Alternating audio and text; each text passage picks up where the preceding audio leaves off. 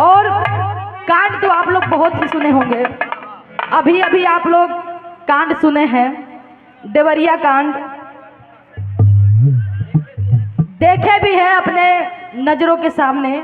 कैसा कैसा सुलूक हुआ, कैसा कैसा काम हुआ, क्या क्या हुआ, सब देख लिए। कोनो जमीन के मामला में झगड़ा हो गई, वो एगो कांड हो गए। कवनो भाई भाई के मार दिलस, वो कांड हो गए। कवनो लड़का लड़की के लेके भाग गई, वो एगो कांड हो गए। अरे वो लेके भागो चाहे वो लेके भागो, बतिया तो ये कही भाई।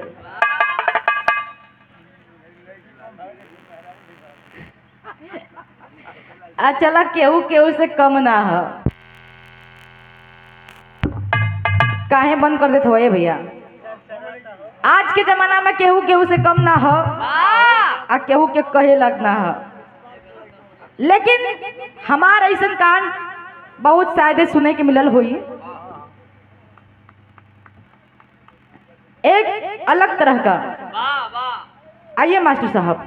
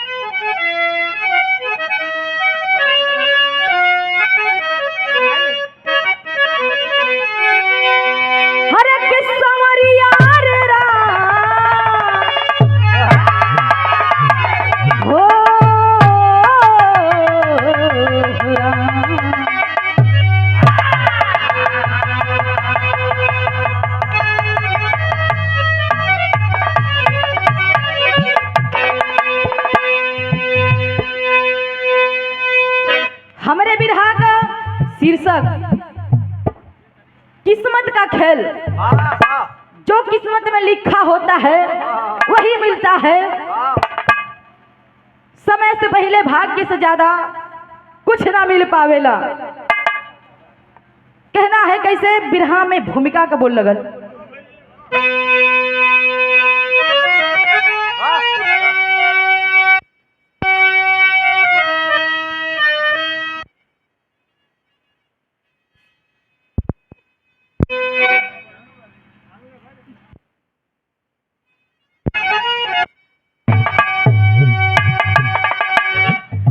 चांद सूरज यही के यही सो गए, धरती अंबर भी गमगीन आंसू बहाती। करम करने वाले रहम कर जरा, फूल चाहत के माली है सपना सजाती। दल दल में माझी अगर डूब जाता, अरे तो कश्ती को कब तक किनारा दिखाए। गुरुवर बिहारी जी आंसू बहाते, कि बबलू कभी को न कोई बचाए।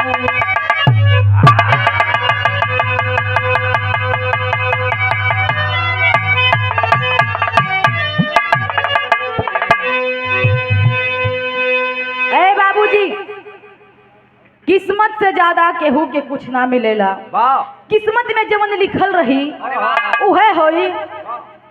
अन्ना तल्ला के केहू कितनो बुद्धिमानी लगा ले, बुद्धिमान हो जाए, लेकिन जहाँ जेके जाए के होई वो घूम फिर के उन्हें चल जाए। कहना है कैसे बिरहा में गजल लग गई।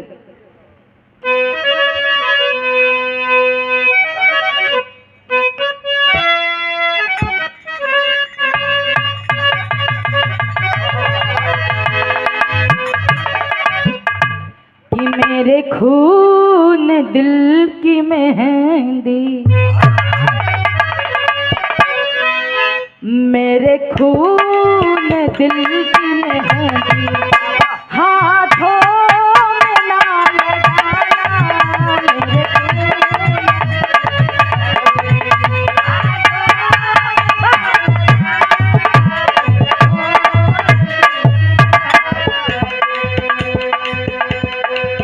लेकिन भाव में कहना है कैसे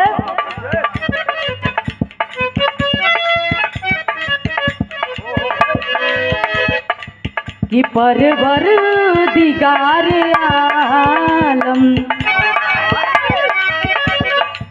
कि परवर दिगार आलम कैसी है कार्रवाई परवर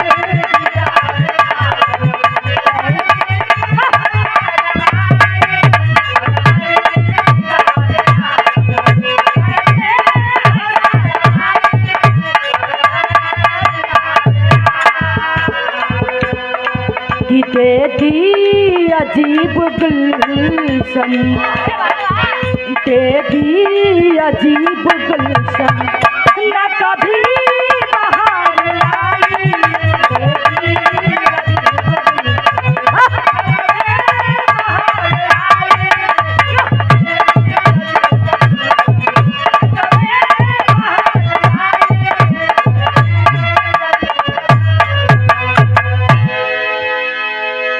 दे दी अजीब गुलशन ना कभी बाहर आई। कहल जाला कि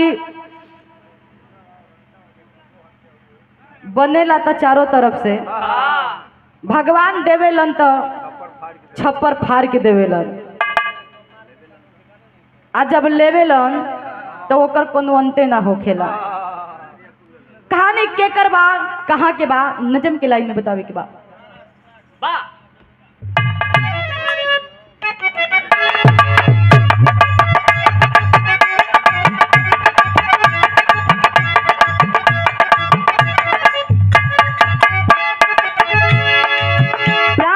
यूपी में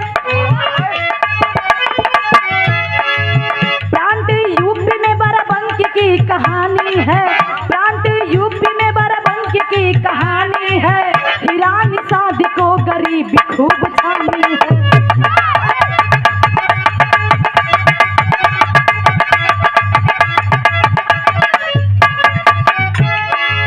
प्रतिदिन हीरा रिक्शा को चलाते थे प्रतिदिन हीरा रिक्शा को चलाते थे बेटे और पर्दा पत्नी पुत्र का चलाते थे।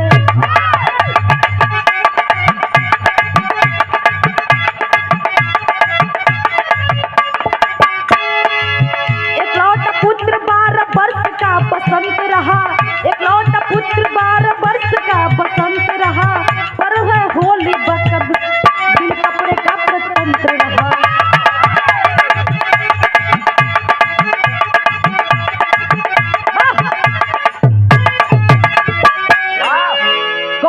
बाबूजी कहानी एकदम शीशा में झलक जाए। उत्तर प्रदेश के अंतर्गत बाराबंकी जिले के अंदर एक छोटा सा प्यारा सा कस्बा जहां हीरा निषाद जी अपने पत्नी के साथ रहत रहलन। पत्नी के नाम ललिता और दोनों जने के गोद में भगवान एगो बेटा देहले हवन। हीरा निषाद रोजगार कैले हवन रिक्शा चलावत बाड़न और वही रिक्शा चला करके जौन पैसा मिलत बा वही में अपन पत्नी के और अपन गुजारा करत बाड़न अपना बच्चा के गुजारा करत बाड़न। बड़ा हर्ष और उल्लास के साथ साथ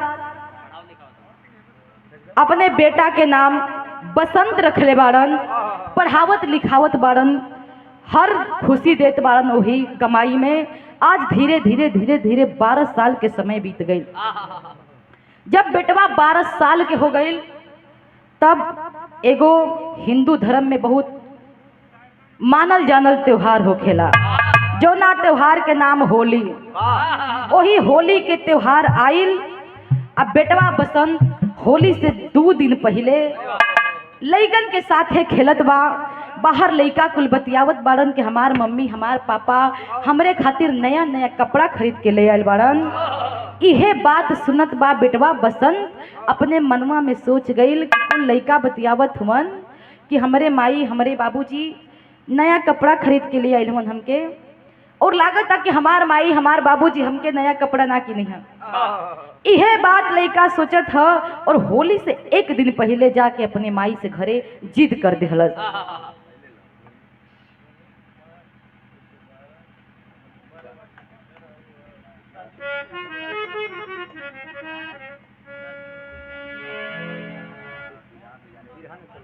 भैया बिरहा चलता और बड़े भैया सुनील यादव जी की ओर से वार्ड नंबर 12 से, और बड़े भैया आप पप्पू यादव जी की ओर से वार्ड नंबर 12 से ये 51 रुपए का पुरस्कार।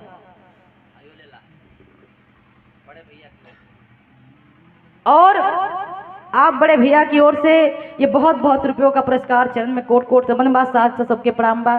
कहानी से ध्यान न हटे, वो लड़का एक दिन पहले आके अपना मम्मी से जीत कर दहलस कि मम्मी हमके नया कपड़ा चाहिए। मम्मी ललिता समझावत हैं कि बेटी ए बेटा सब कर देख के और जिद ना कल जाला। वो लोग अपने बेटा बेटी के कपड़ा खरीद सकत रहलन तो खरीद दहलन, लेकिन हमनी के इतना गरीब बानी जा कहाँ से नया कपड़ा खरीदाई। यह बात अपने बेटा के समझावत है, लेकिन वो बेटा समझत ना है। शाम के समय हो गए बा, हीरा निषाद जी रिक्शा चला के और अपने घरे अलन। आके देखत वन एगो दृश्य घरे का देखलन, गीत लग गए।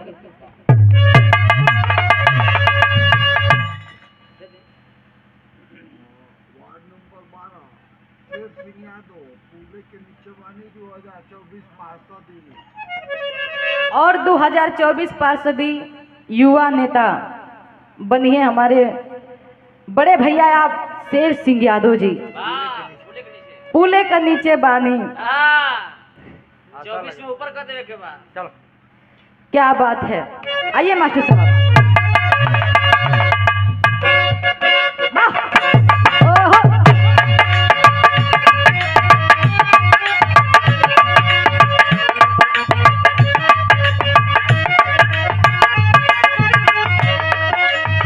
उहे गीत बा कवनो मेहरारू अपना मर्द के कहले रहे। का कहे शेर सिंह भैया कहे मेहरारू अपना मर्द के कि पिया परदेश गईले तार लागल टोपिया में।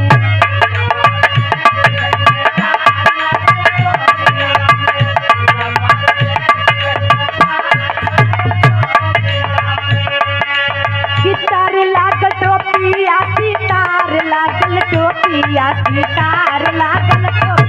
में, पिया परदेश गई तार लागल टोपिया में।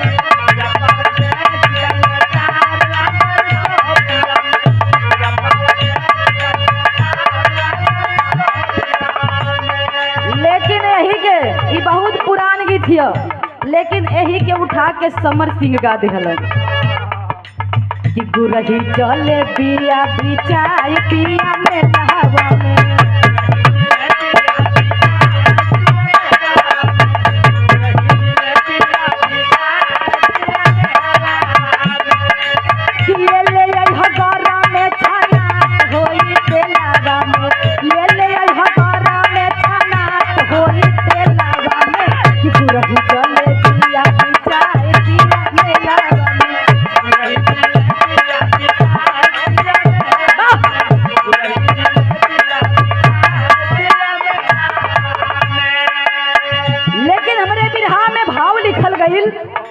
कहना बा कैसे आज शाम के समय आइल वाला हीरा निषाद जी तक घरे देखलन का कि अइले हीरा लाल घरे शाम के समैया।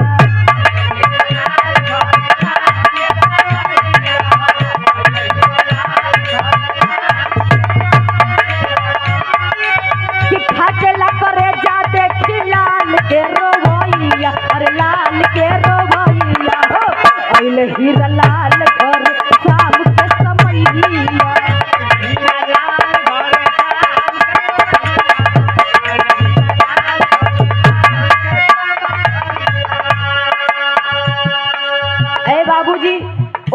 के रुआई के देख के करेजा फाट गई। रिक्शा वाले कहलन की हीरा निषाद सोचत हुअन कि हाय रे गरीबी, इतना गरीब है कि अपने बेटा खातिर एगो नया कपड़ा ना दिला सकत है। अपने मनवा में एक ठे बात सोचत हुन, सोच के अपने बेटा से कहलन, का कहलन कि रिक्शा चला के कल घरे जब आईबे,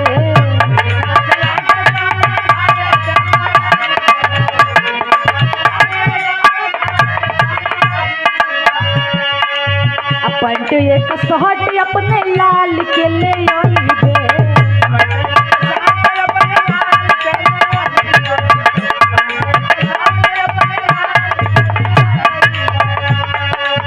पेटवा जरा के करबे लाल के पढ़ैया, यार लाल के पढ़ैया, अइले हीरा लाल घर शाम के समैया।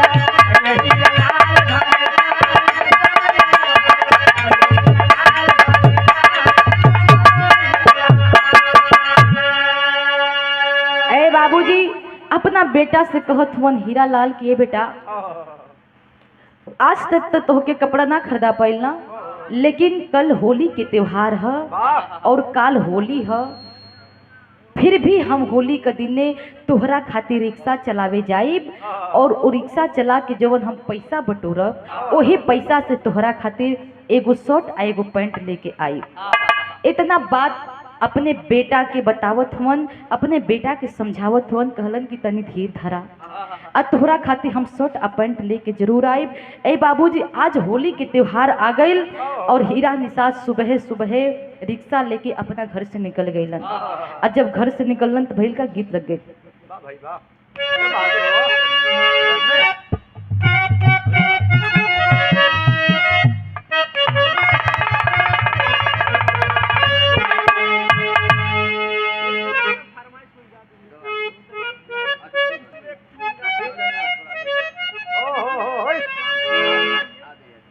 भैया की ओर से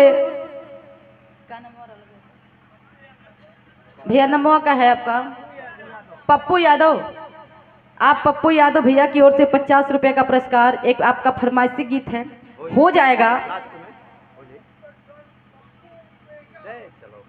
कहना है, आइए।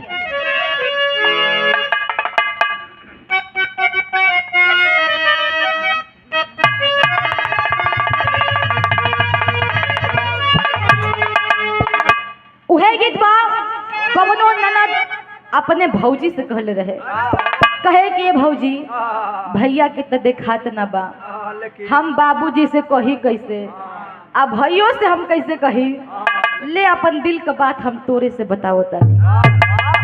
का कहे, अरे कि कही दा भौजी भैया जी से कि कोई तो मोरे गवाना हो,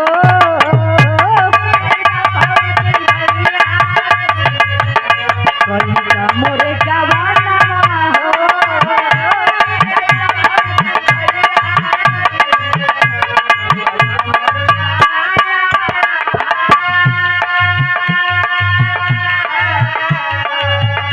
कही तो भौजी भैया जी से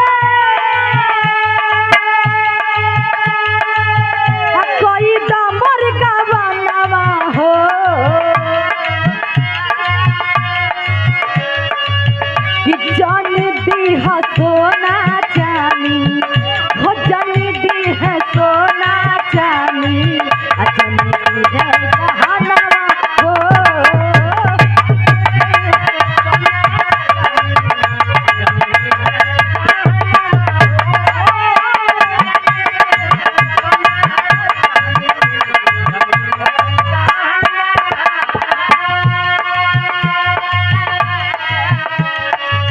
लेकिन ए बाबूजी ए हर लड़का अपन जिद ना छोड़ ले बा, कहना है कैसे भाव लगल, वस्त्र बिना झर झर आंसू, वस्त्र वस्त्र बिना झर झर आंसू अब बरस नया नमा हो।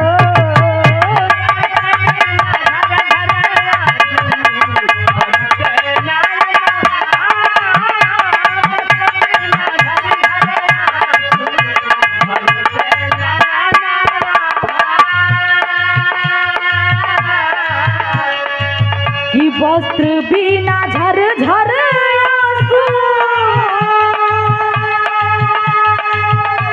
बरस नया नमा हो। कि मनावा मलिन रही रही हम मनावा मलिन रही रही खेला तूफानवा हो।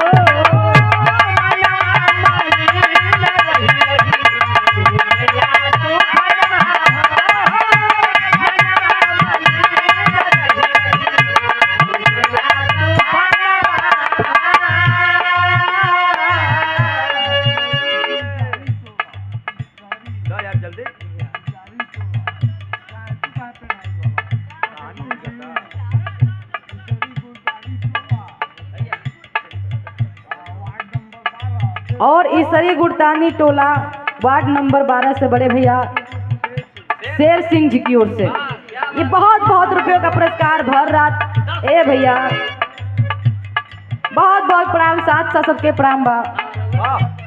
कहना बा कैसे आज हीरा निषाद रिक्शा चलावत जात हुअन और अपने मन में सोचत जात हुअन, अपने गरीबी की कोसत जात हुअन, सोचत हुअन कि हे भगवान हम इतना गरीब हो गई कि एक बेटा और एक बेटा की हम एगो कपड़ा न लिया के दिला सकते, वो भी होली त्योहार पे। भइल का ओकरे बाद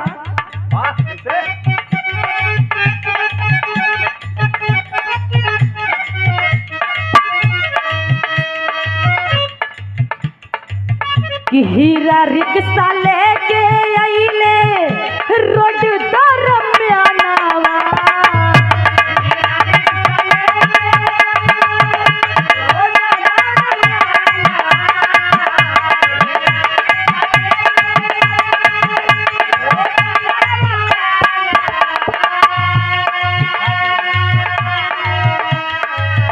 अब भइले एक्सीडेंट उड़ी गइले सुगनावा।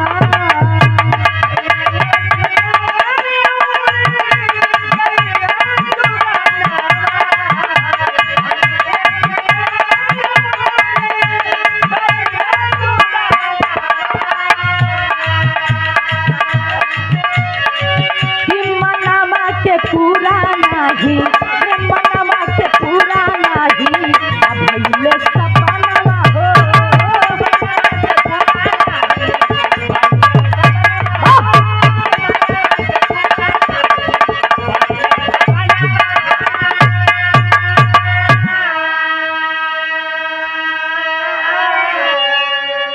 ए बाबूजी हीरा निषाद अपन रिक्शा लेके अबे कुछ दूर पहुंचल रहलन, तबले पीछे से ट्रक आइल और हीरा निषाद के रिक्शा के टक्कर मार दिलस। ए बाबूजी जब टक्कर मरलस तो हीरा निषाद के रिक्शा पलटत पलटत रोड के नीचे खाई में चल गई, खून से लहूलुहान हो गईलन। कुछ पीछे रिक्शा चालक लोग रहलन, जाके देखत हुवन, उनके उठावल चाहत हुवन, देखत हुवन तो अंतिम सांस लेत हुवन। केहू प्रशासन के फोन करके बुलवलन, प्रशासन आयल तो ओह हीरा निषाद के उठा के एम्बुलेंस में ले करके गईलन हॉस्पिटल। और जैसे ही हॉस्पिटल लेके गई ना, अभी हॉस्पिटल के गेटे पर रहलन तोले हीरा निषाद अपन दम के तोड़ दिहलन। जब दम के तोड़ दिहलन बाबूजी, अब एहर के बात एहर छोड़ी, एहर होली के त्योहार में उनकर पत्नी ललिता जो रहली खुशी से घर आंगन लिपत बाड़ी और बेटा खेलत बा, सोचत बाड़ी कि हमरे पति देव अहन तो साथ में होली मनावल जाई, तब तक कुल तैयारी कर ले। इहे बतिया मनवा में सोचतारी तोले फिर भइल का टेरी लग गई।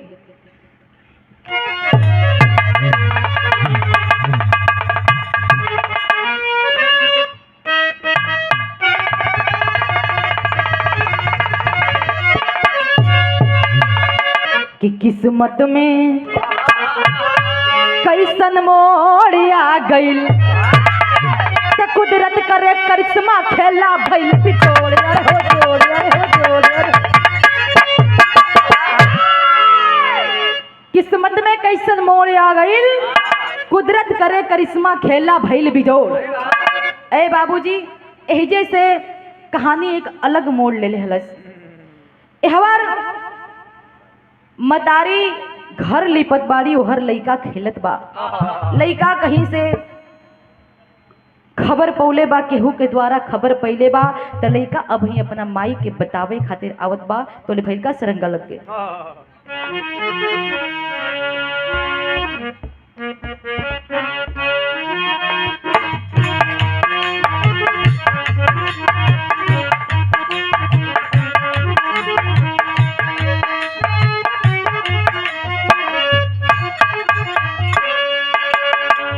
हाय रे विधाता काहे बजर गिराई दिहला, बजर गिराई दिहला, अबिक कइला होली देवहार कि घरवाली पतर रहली एहवर मतरिया, एहवर मतरिया कटा एक सरफ बोरिया। अरे बाबूजी, उधर से खबर पा के बेटवा बसंत अबही अपन माई के बतावे खातिर आवत बा। एहवर मतारी गोबर माटी से आंगन लिपत रहली, वही घरिया कोनो सांप आकर के और वही मतारी के उंगली में काट लिहलस। आज जब मतारी के उंगली में काट लिहलस हो, तुरंत देर ना भइल, तुरंत वही आंगन में गिर के और गाज फेंके लगली। एहर लइका आवत बा बतावे खातिर, आके कहलस कि माई ओहर पापा का एक्सीडेंट हो गइल बा माई, लेकिन माई अब इस दुनिया के छोड़ चुकल रहले। ओ माई से बेटा कहत बा,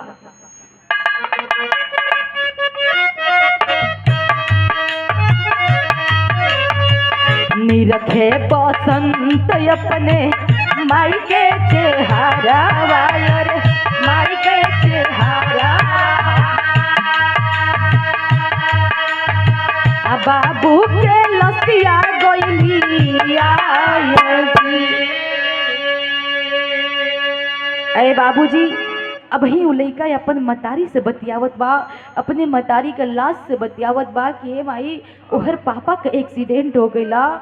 लेकिन ए बाबूजी, तबले प्रशासन के लोग बाबूजी के भी लसिया के लेके आ गइलन। एक तरफ माई के लसिया रखल बा, एक तरफ बाबूजी के लसिया रखल बा, बीच में वो लइका बसंत बैठल बा। तो ले माई के लसिया के देखे, फिर बाबू के लसिया के देखे, यही तरह देख के भगवान से एक फरियाद कैले बा। का कहे सोठ लगे,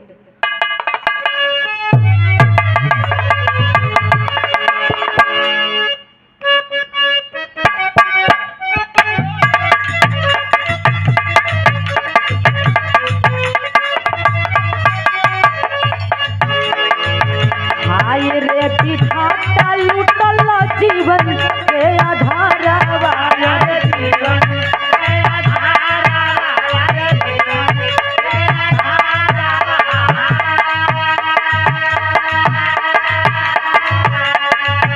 हाय रे विधाता लूटल जीवन के आधार वायर, जीवन के आधार हो कई दिहल दुनिया मोर अनार हो राम, किया हो राम रे कई दिहल दुनिया मोर अनार हो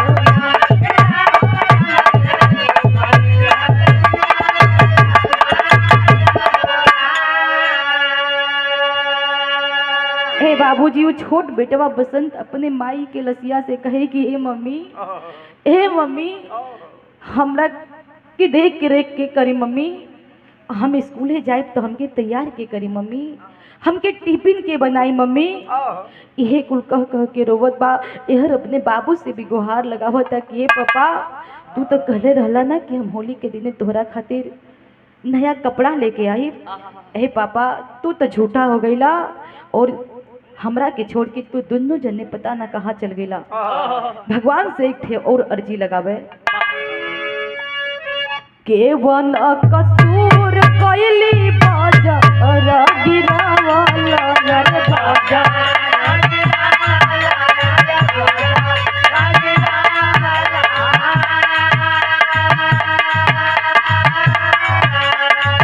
के वन कसूर कैली बाजा गिरावाला रे बाजा गिरावाला रोवेला बसंत या सुधार न होला पिया हो राम रे रोवेला बसंत या सुधार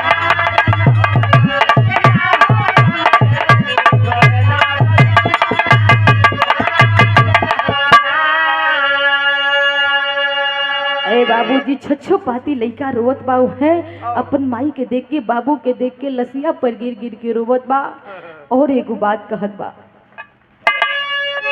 केहू गौरी आई है केहू दुआरा से भगाई है अरे दुआरा से भगाई है अरे दुआरा से भगाई है केहू गौरी आई है केहू दुआरा से भगाई है अरे दुआरा से भगाई है हो केहू नाही करी है दुलार न हो राम पिया हो राम रे केहू नाही करी है दुलार न हो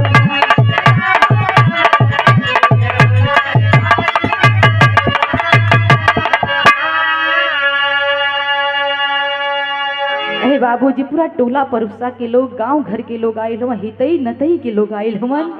वही में एगो मौसी आई रही वो लइका के गोदिया में उठा करके वो लइका के सुहरावत है कहत हैं कि हे बेटा तोहार माई चल गई तो कहा से अभी हम तोहार मौसी है तोहके माई से तनको कम ना प्यार दे तनको कम दुलार ना दे।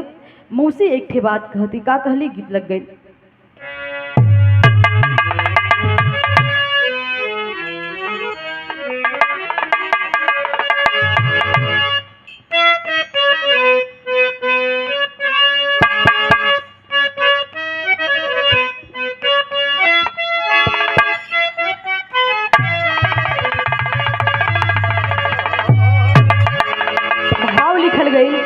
मौसी समझावे वो लइका के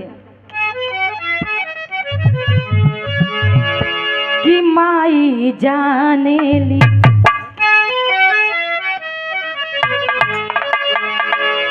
कि माई जाने ली माई के पिरावा हिरवा हमरे जनी रोवा माई जाने ली माई के पिरावा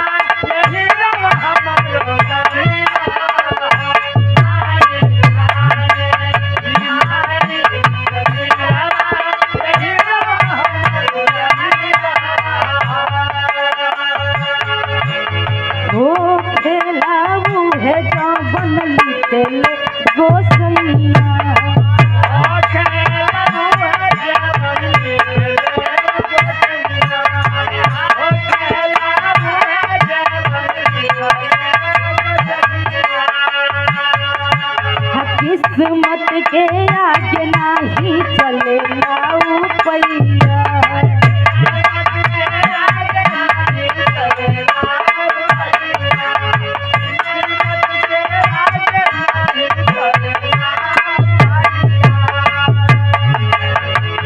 कि मौसी ठोकी ठोकी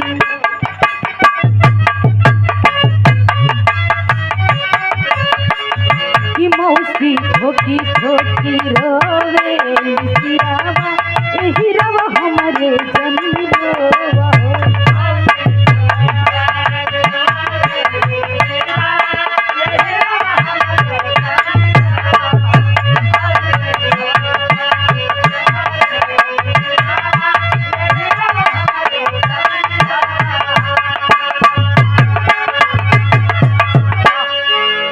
बाबूजी बेटा के समझावत है मौसी की बेटा भगवान के लिखल कहीं न जाला, जवन भगवान लिखले रहेलन उहे किस्मत में मिलेला, उहे होखेला, चाहे दुनिया कुछ भी कर लेवे।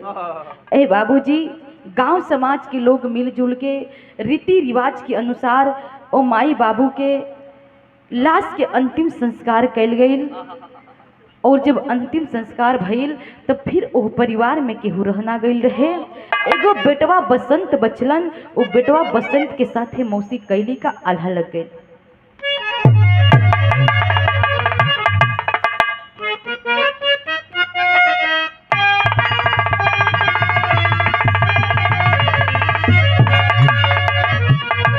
किया बला कहाली नारी सारी दुनिया में भैया,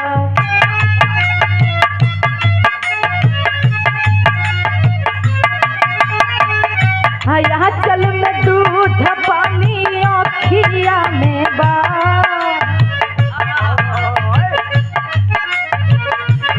है नारी कोइली अपन पत्थर के कर जवा भैया।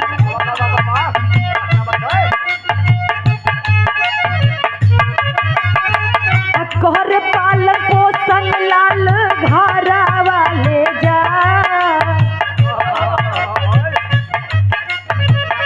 धीरे धीरे बीतल आठ अम्मा के समैया भैया।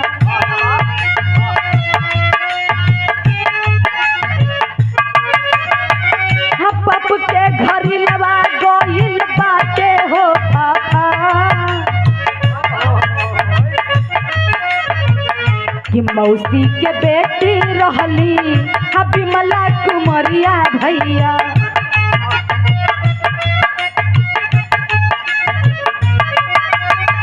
कि बिमला बसंत दोनों खेले हरसा,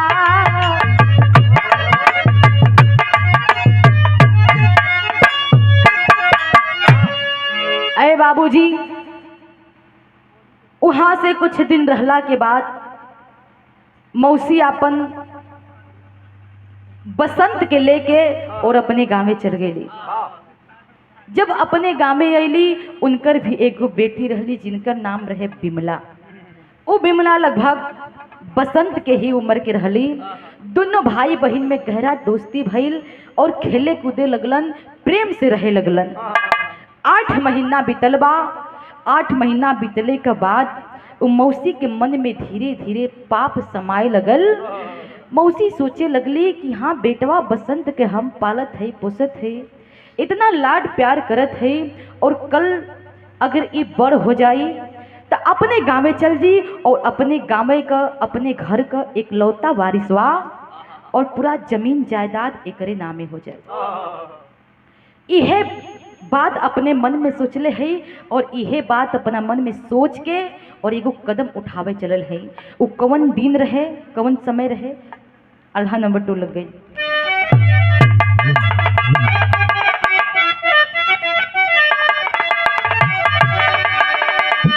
अरे चैत में आइल राम नवमी त्योहारा, अरे चैत में आइल राम नवमी त्योहारा,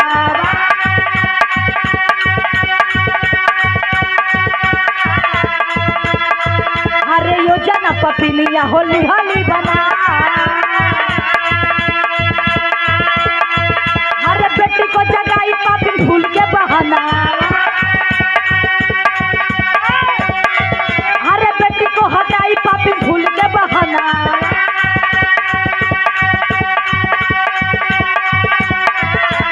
अचानक बसंत जागी गईले घबरा,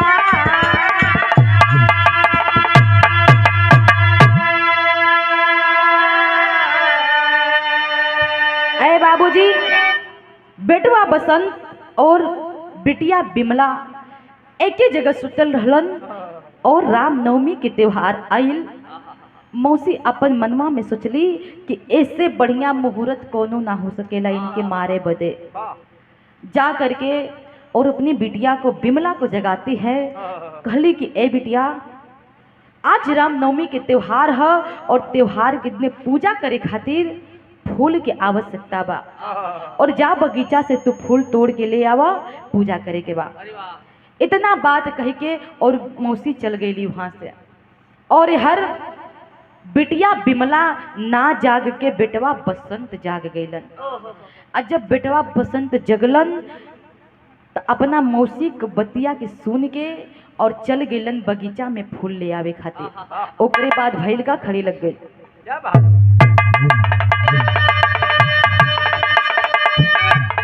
बढ़ता एक पत्ती औरी बढ़िए बढ़िए।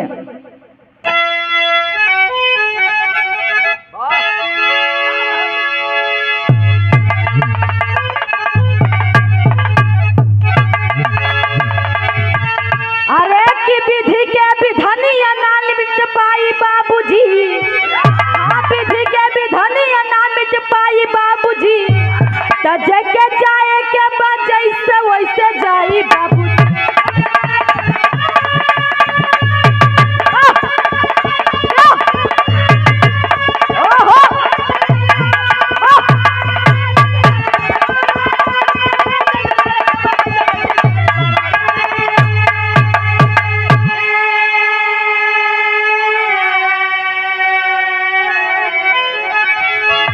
अरे की बेटी को हटाई पापिन फूल के बहनवा, आ गईले बसंत फूल तोड़े वही छनवा। अरे कि सोई चादर तान बहन हर साई बाबूजी, ये सोई चादर तान बहन हर साई बाबूजी, तजे के जाए के बाद जैसे वैसे जाई बाबूजी।